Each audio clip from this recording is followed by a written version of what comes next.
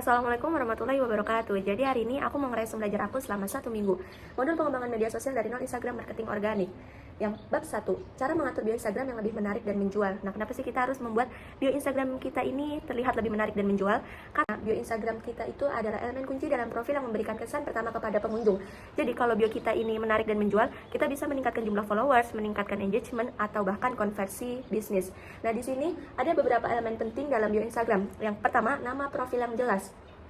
Nah, di sini kamu bisa gunakan nama profil, nama yang mudah dikenali dan dicari sama audiens kamu.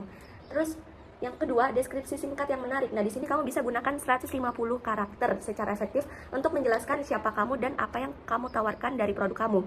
Terus kamu juga bisa pakai bahasa yang menarik yang sesuai sama audiens kamu. Nah, yang ketiga, gunakan kata kunci yang relevan. Nah, di sini kamu bisa menggunakan kata kunci karena kata kunci ini membantu profil kamu itu lebih mudah ditemukan sama audiens. Contohnya, toko fashion, outfit kekinian, buka resellers. Itu contoh untuk bisnis fashion. Nah, yang keempat, gunakan emoji secara strategis. Kamu juga bisa menggunakan beberapa emoji sesuai niche kamu ya, biar dia itu terlihat lebih menarik dan mudah dibaca.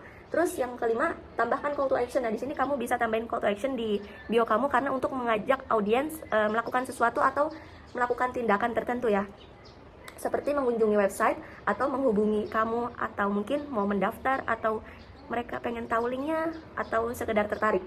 Nah, di sini yang keenam, gunakan link bio yang optimal. Nah, di sini kamu bisa gunakan link yang relevan seperti website, toko online, atau layanan link in bio seperti Linktree. Contohnya, cek katalog produk kami, terus kamu bisa cantumin linknya di situ. Nah, di sini ada beberapa contoh bio Instagram yang menarik dan menjual. Nah, contohnya kayak gini, kamu bisa sesuaiin sama niche kamu ya. Terus yang C, ada tips tambahan untuk bio Instagram yang lebih menjual. Yang pertama, gunakan font unik opsional. Nah, di sini kamu bisa gunain beberapa font unik biar audiens itu tertarik ya. Terus tampilan keunggulan atau unique selling point USP. Nah, jadi di sini jelasin mengapa audiens itu harus ngikutin kamu dan membeli produk kamu gitu. Jadi kamu tunjukin keunggulan dari produk kamu. Terus yang ketiga, perbarui secara berkala. Jadi kamu bisa sesuaiin bio dengan tren atau strategi baru. Terus yang keempat, gunakan highlight story untuk mendukung bio. Jadi kalau ada hal-hal yang penting, kamu bisa tambahin di sorotan kayak testimoni, produk, atau pencapaian. Terus kamu kelompok-kelompokin biar audiens itu nggak susah nyarinya. Terus yang kelima, kamu bisa gunakan link yang memudahkan akses. Jadi di sini kamu bisa manfaatkan tool seperti Linktree, Beacons, atau Top Link atau tap link untuk menyajikan beberapa tautan dalam satu tempat. Nah, di sini kesimpulannya, mengatur bio Instagram dengan baik akan membantu meningkatkan daya tarik dan efektivitas profil kamu. Jadi pastikan bio singkat, jelas, menarik, dan mengandung elemen penting seperti kata kunci, CTA, dan link yang relevan. Bab 2, cara optimasi bio Instagram untuk meningkatkan konversi penjualan. Nah, di sini yang pertama, kita harus memahami peran bio Instagram dalam konversi. Jadi, bio Instagram itu berfungsi sebagai pintu masuk bagi calon pelanggan. Nah, dengan adanya bio yang menarik dan informatif, pengunjung akan lebih cenderung untuk mengambil tindakan seperti mengunjungi website atau melakukan pembelian. Nah, yang kedua, elemen penting dalam bio Instagram yang efektif. Jadi, di sini ada beberapa elemen utama yang harus ada dalam bio Instagram yang dioptimalkan. Yang A, nama dan username yang relevan. Nah, jadi di sini kita bisa gunakan nama brand atau bisnis yang mudah dikenali sama audiens kita. Terus username juga harus mudah dicari dan relevan dengan niche bisnis. Nah, yang B, foto profil yang profesional. Nah, di sini kita bisa tambahin gunakan logo bisnis atau foto profil yang berkualitas yang mewakili brand produk kamu gitu. Atau pastikan foto itu terlihat jelas dan mudah dikenal walaupun ukurannya kecil. Nah, yang C, deskripsi bio yang menarik. Jadi di sini kamu harus jelaskan dengan singkat siapa kamu dan apa yang kamu tawarkan dari bisnis kamu. Terus gunakan bahasa yang sesuai sama audiens. Nah, gunakan emoji secukupnya untuk menarik perhatian. Jadi kita bisa tambahin emoji yang menarik untuk menarik perhatiannya audiens tadi. Nah, itu juga disesuaikan sama kebutuhan kamu emojinya. Yang D, CTA atau call to action yang jelas. Nah, di sini kita berikan ajakan tindakan yang spesifik ya, yang mengajak audiens untuk melakukan sesuatu. Seperti klik link di bawah untuk promo atau pesan sekarang.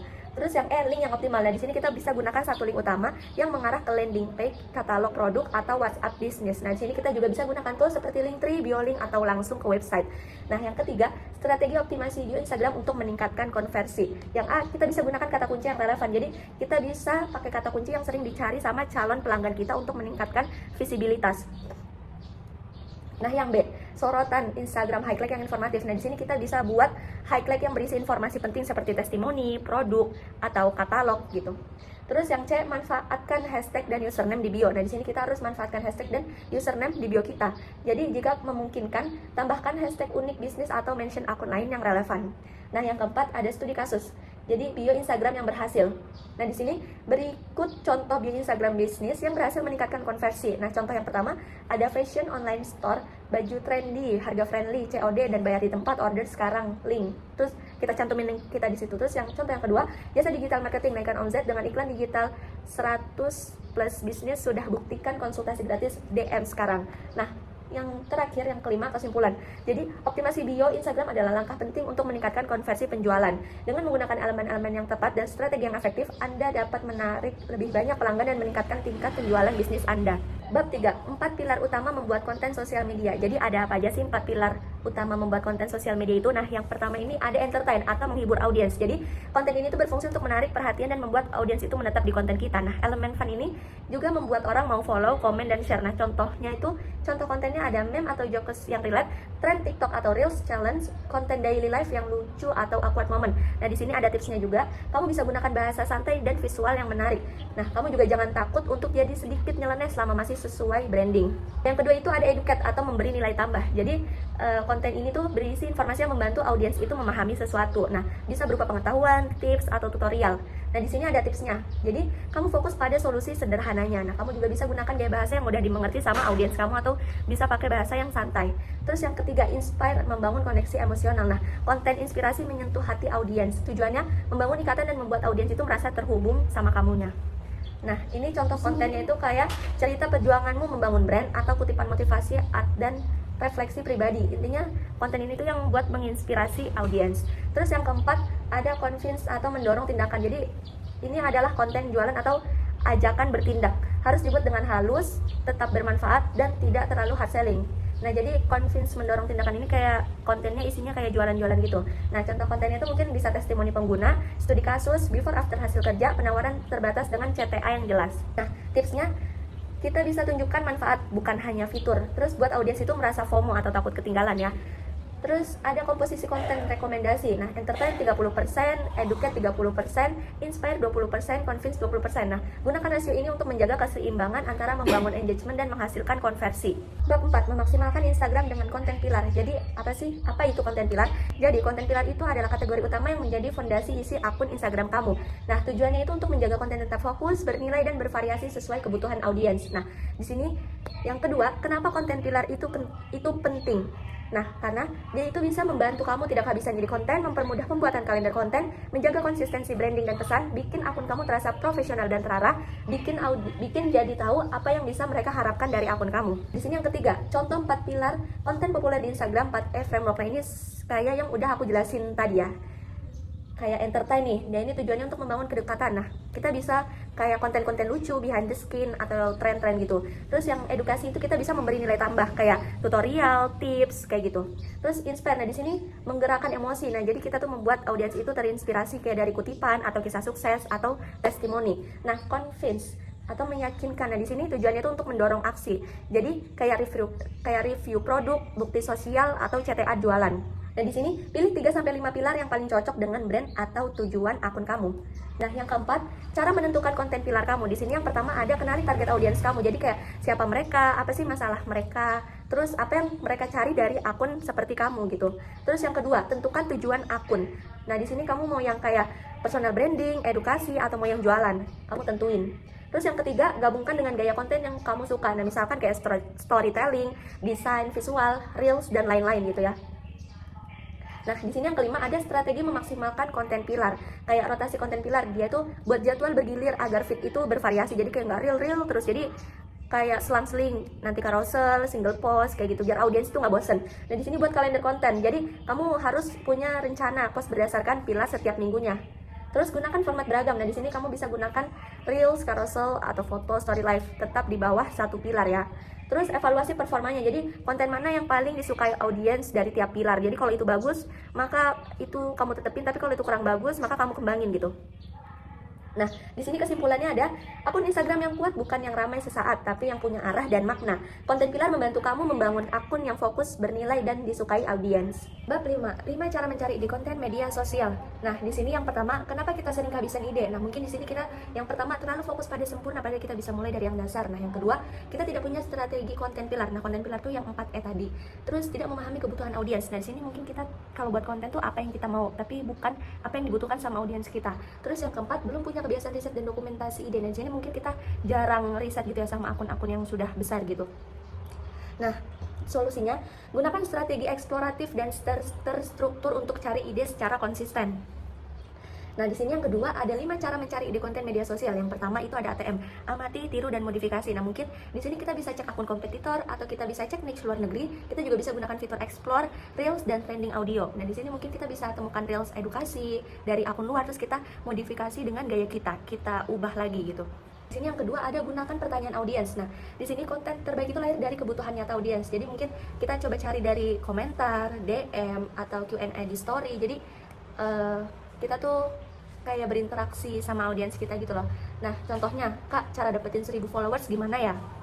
Nah, itu kan bisa kita jadiin konten carousel atau video. Nah, yang ketiga, gunakan tools riset konten. Dan di sini kita bisa gunakan tools gratis seperti Google Trends, TikTok dan Instagram Search Suggest atau Pinterest Search. Nah, kan kita bisa cari di beberapa akun ini kan.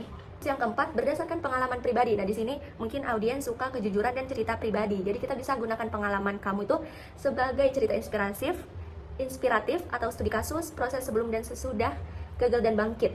Nah, di sini yang kelima, gunakan format konten tetap atau template mingguan. Dan di sini kita buat struktur konten yang berulang. Jadi kayak misalkan Senin tips, terus Rabunya itu edukasi ringan, Jumatnya cerita followers, Minggunya Q&A atau polling. Nah, dengan begitu kamu tahu tiap hari harus posting apa. Jadi kayak kamu gak perlu bingung lagi karena kamu udah punya konten kalender gitu. Nah, di sini ada bonus tipsnya. Bikin bank ide konten, gunakan Google Doc, Notion, atau Notes di HP. Terus simpan semua ide spontan kapanpun muncul. Jadi kalau kamu punya ide itu langsung kamu catat atau langsung kamu simpan biar nggak lupa ya. Terus juga jangan lupa rutin update dan sortir mana yang bisa dieksekusi segera. Nah, di sini kesimpulannya, konten yang hebat tidak selalu datang dari ide besar, tapi dari kepekaan terhadap sekitar. Konsistenlah mengamati, mencatat, dan memodifikasi. Dengan strategi ini, ide konten nggak akan pernah habis. Bab 6, riset kompetitor di Instagram atau strategi cerdas menyusun konten dan menang di persaingan. Nah, di sini yang pertama, apa itu riset kompetitor? Jadi riset kompetitor itu adalah proses mengamati dan menganalisis akun-akun serupa atau yang berada di niche yang sama untuk belajar strategi mereka, menghindari kesalahan dan menemukan peluang. Jadi di sini kita bukan untuk meniru tapi untuk belajar dan berkembang. Nah, di sini ada yang kedua, mengapa riset kompetitor itu penting? Nah, di sini kita jadi tahu tren konten yang sedang disukai audiens, melihat apa yang berhasil dan apa yang tidak. Menemukan celah atau keunikan yang bisa kamu tonjolkan, membantu merancang strategi konten yang lebih kuat dan menghemat waktu trial error sendiri. Yang ketiga, di sini ada cara menentukan siapa kompetitormu. Nah, di sini kalian bisa lihat kan contoh sama kontennya. Misalkan niche yang sama kriterianya, terus kita mungkin bisa sama-sama edukasi, UMKM, skincare, parenting. Terus target audiens yang serupa itu mungkin perempuan usia 20-35 tahun. Terus ukuran akun bervariasi kayak mau kecil, apa yang sedang, atau yang besar. Terus ID bahasa atau lokasi yang relevan, jadi bisa akun lokal atau internasional gitu kan. Di sini yang keempat ada apa saja yang perlu dianalisis. Nah, jadi ini ada beberapa yang perlu kita analisis. Jadi misalkan bio, kayak kalimatnya, CTA, link bio, terus tampilan feed, estetika, konsistensi branding, jenis kontennya bisa reels, carousel, foto atau live, gaya bahasa dan captionnya bisa yang formal atau mau santai atau mau storytelling, frekuensi postingnya mau berapa kali kamu post per minggu, jadi kalau bisa satu hari itu satu post ya, terus mau pukul berapa juga kamu ngepost kontennya tuh. Terus engagement, rasio like, komentar, share, view, terus call to actionnya, jadi kayak ajak klik link atau DM dan komentar. Nah, yang kelima ada tools untuk riset kompetitor, manual dan otomatis. Nah, di sini ada yang manual. Nah, manual ini gratis dan efektif. Jadi kita bisa Instagram search dan explore, cek followers dan following kompetitor, gunakan fitur save post untuk menyimpan konten menarik. Nah, terus ada tools tambahan. Nah, di sini ada Notion atau Google Sheet. Di sini untuk mencatat analisa, Meta Business Suite untuk bandingkan insight kalau akun bisnis, Nose Influencer atau Hype Auditor atau versi gratis atau berbayar untuk analisa influencer. Nah, di sini yang keenam ada contoh tempat analisa kompetitor. Nah, di sini Kalian bisa lihat ya, di sini ada akun, jumlah followers, tipe konten utama, engagement, kelebihan, dan catatan. Nah, di sini yang ketujuh ada latihan mandiri. Nah, di sini yang pertama kita bisa tentukan 3-5 akun kompetitor dari niche kamu. Terus yang kedua, lakukan observasi kontennya selama 3 hari. Nah, yang ketiga, catat minimal gaya posting, frekuensi, engagement, topik yang dibahas. Kesimpulan di sini, amati pesaingmu tapi tetap jadi dirimu sendiri. Riset kompetitor akan membantumu menyusun konten yang lebih cerdas, relevan, dan kompetitif tanpa harus menebak-nebak lagi. Kita lanjut ke bab 7, ada strategi meningkatkan jumlah followers Instagram secara organik. Di sini ada strateginya. Nah, apa itu followers organik? Jadi followers organik ini adalah orang-orang yang mengikuti akun Instagram kamu secara sukarela karena mereka tertarik pada konten atau nilai yang kamu berikan, bukan karena giveaway, beli followers atau iklan. Nah, di sini followers organik itu jadi orang yang sukarela ngikutin akun kamu gitu. Nah, di sini ada keunggulan followers organik, lebih loyal, lebih aktif berinteraksi, dan lebih mudah dikonversi jadi pelanggan. Nah, yang pertama, ini kita lanjut ke yang strategi tadi. Nah, di sini yang pertama ada optimalkan profil Instagram kamu. Nah, jadi di sini kita harus gunakan foto profil atau merek yang jelas ya, biar audiens tuh tahu. Terus juga kita harus tulis bio yang singkat, padat, dan menjual. Terus sertakan CTA kayak untuk DM atau konsultasi lebih lanjutnya lagi. Terus jangan lupa gunakan link bio untuk arahkan ke WA, website, atau katalog. Ini ada contoh bionya. Nah, yang kedua, buat konten bernilai tinggi secara konsisten. Nah, di sini kita bisa gunakan 4 konten pilar tadi ya. Terus posting rutin minimal 3-5 kali dalam seminggu ya. Kayak aku bilang tadi, kalau bisa sehari itu 1 postingan. Nah, kombinasikan format, jadi kayak jangan reels terus. Jadi kayak reels, carousel, story gitu. Nah, yang ketiga, gunakan reels untuk jangkauan maksimal. Nah, di sini buat reels itu jadi edukasi yang singkat. Terus jangan lupa gunakan lagu dan tren yang sedang populer. Tambahkan caption dan CTA yang memancing interaksi antara kamu sama audiens, dan upload secara konsisten minimal 7 kali seminggu. Terus reels bisa menjangkau non-followers, peluang besar untuk mendapatkan followers baru. 4. Gunakan hashtag yang relevan dan cerdas. Nah, di sini kamu bisa campurkan hashtag besar, menengah, dan niche kamu. Terus hindari hashtag terlalu umum, misalnya kayak love, itu kita hindari. Jadi kalau cari hashtag tuh yang sering dicari sama orang, tapi yang sering dipakai juga kayak yang udah berjuta-juta dipakai orang gitu. Terus maksimal 10-15 hashtag per postnya.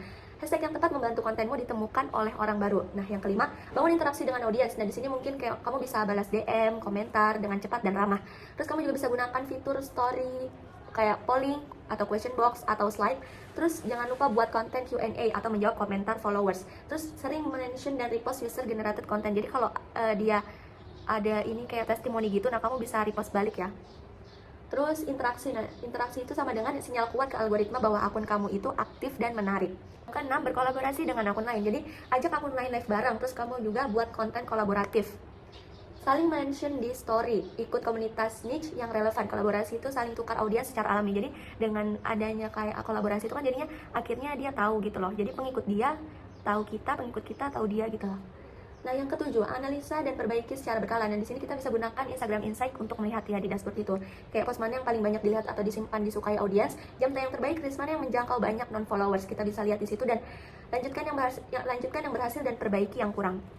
Nah, di sini kesimpulannya, followers organik itu hasil dari nilai plus konsistensi dan interaksi. Dengan strategi yang tepat, kamu bisa tumbuh alami, aman, dan bertahan lama di Instagram tanpa beli followers. Di bab 8, kenapa followers Instagram tidak nambah? Nah, di sini pahami penyebab dan solusinya agar akunmu tumbuh lagi. Fenomena followers tidak bertambah. Jadi salah satu masalah umum di Instagram itu adalah stagnasi followers. Jadi kadang sudah posting terus, tapi kok followers tuh nggak naik-naik. Terus hal ini biasa terjadi karena berbagai faktor, mungkin karena teknis atau kontennya hingga algoritma. Nah, di sini yang pertama ada penyebab followers tidak tertambah, yaitu ada konten tidak menarik atau tidak relevan. Jadi mungkin konten kita tuh tidak sesuai dengan minatnya si audiens, atau kontennya tuh kayak terus-terusan jualan, terus nggak ada variasi. Jadi kalau reels terus, carousel terus gitu kan, jadi audiens itu kayak bosan. Nah, di sini yang B, tidak konsisten posting. Jadi mungkin kita hanya posting tuh waktu sesempatnya kita aja gitu, terus kita juga nggak punya jadwal posting. Jadi algoritma itu menurunkan jangkauan kita.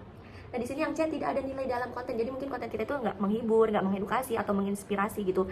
Terus kayak konten kita itu nggak jelas, kayak nggak ada manfaatnya gitu kan. Nah, yang D itu kurang interaksi. Nah, mungkin di sini kayak kita jarang membalas komentar atau DM. Jadi jarang banget kita interaksi sama si audiens. Nah, yang E itu ada salah gunakan hashtag. Nah, di sini mungkin hashtagnya itu terlalu umum atau tidak relevan ya, tidak sesuai dengan niche kita gitu. Terus yang F, akun tidak dioptimalkan. Jadi mungkin bionya nggak jelas, abis itu nggak ada call to actionnya, terus tampilan feednya itu nggak menarik. Nah, yang D itu tidak gunakan format konten populer. Jadi mungkin tidak menggunakan reels dan story, terus fokus tuh hanya pada gambar biasa aja. 2, ada evaluasi cek akun kamu sekarang. Nah, di sini ada beberapa pertanyaan. Terus yang ketiga, solusi agar followers bertambah lagi. Nah, di sini posting secara konsisten. Jadi kayak buat jadwal mingguan, terus minimal 3 sampai 4 kali per minggu. Terus juga kombinasi kayak carousel atau reels atau single post kayak gitu. Terus di sini kita gunakan format reels. Jadi kayak ini kalau kita pakai gunakan format reels ini, kita bisa menjangkau yang non followers gitu. Jadi fokus pada topik yang edukatif dan relate. Nah, di sini kita bisa tambahkan interaksi kayak polling quiz atau question box atau menjawab komentar dan DM. Terus optimalkan profil. Nah, di sini ganti bio ke lebih spesifik dan menarik gitu kan. Terus pasang link bio itu yang jelas. Dan gunakan highlight story sebagai etalase akunmu. Nah, di sini juga ada reset winning content atau lihat konten mana yang performanya bagus terus kamu ulangi. Jadi di sini kita pakai ATM, konten dari akun kompetitor ya. Terus gunakan hashtag yang tepat. Nah, di sini kita kombinasi hashtag besar, menengah atau niche. Nah, di sini kita juga bisa cek performa hashtag dengan insight ya di dashboard itu. Bab ke-9, ada 3 alasan kenapa orang unfollow akun Instagram kamu. Nah, di sini ada alasannya. Fenomenanya, kenapa tiba-tiba followers berkurang? Kok followers turun terus padahal rajin posting? Unfollow itu wajar. Tapi kalau terjadi terus-menerus perlu evaluasi. Kita perlu tahu kenapa mereka pergi supaya bisa memperbaikinya. Nah, di sini ada 3 alasan utama kenapa orang unfollow akun Instagram kamu. Yang pertama, mungkin kontennya itu tidak relevan atau membosankan. Jadi konten itu nggak sesuai apa yang diinginkan sama si audiens. Terus mungkin terlalu banyak posting promosi atau jualan ya. Terus kontennya itu juga nggak bervariasi kayak gitu. Terus juga nggak ada value, kayak nggak menghibur, nggak edukatif atau nggak menginspirasi. Nah, di sini ada solusinya. Kita bisa gunakan prinsip 4E, yaitu entertain, educate, inspire, atau convince. Nah, di sini kita bisa campur jenis konten kayak reels, carousel, single post, atau story. Dan di sini buat konten yang relevan dengan kebutuhan audiens saat ini. Jadi kita bisa buat konten sesuai dengan apa yang dibutuhin audiens. Kedua, terlalu sering atau terlalu jarang posting. Mungkin di sini kita terlalu sering sama terlalu jarang itu nggak baik ya. Nah, di sini ada solusinya.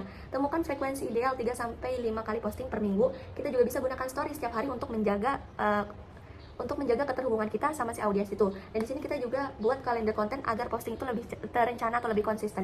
Nah, yang ketiga, kurang interaksi dan terlihat tidak otentik. Jadi mungkin kita tuh nggak pernah jawab DM atau komentar, terus terlihat tuh hanya mengejar angka aja gitu, terus nggak ada sentuhan personal di konten kamu. Nah, di sini solusinya itu kita harus aktif balas komentar dan DM, karena untuk ya deket jaga interaksi keterhubungan kita sama audiens.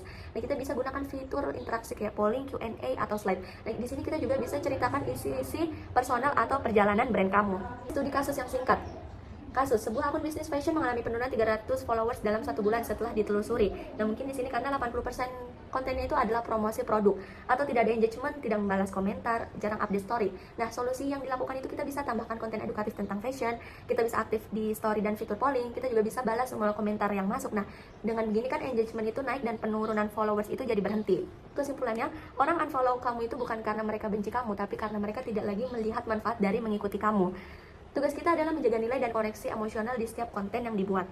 Oke, cukup sekian dulu dari aku. Terima kasih. Wassalamualaikum warahmatullahi wabarakatuh.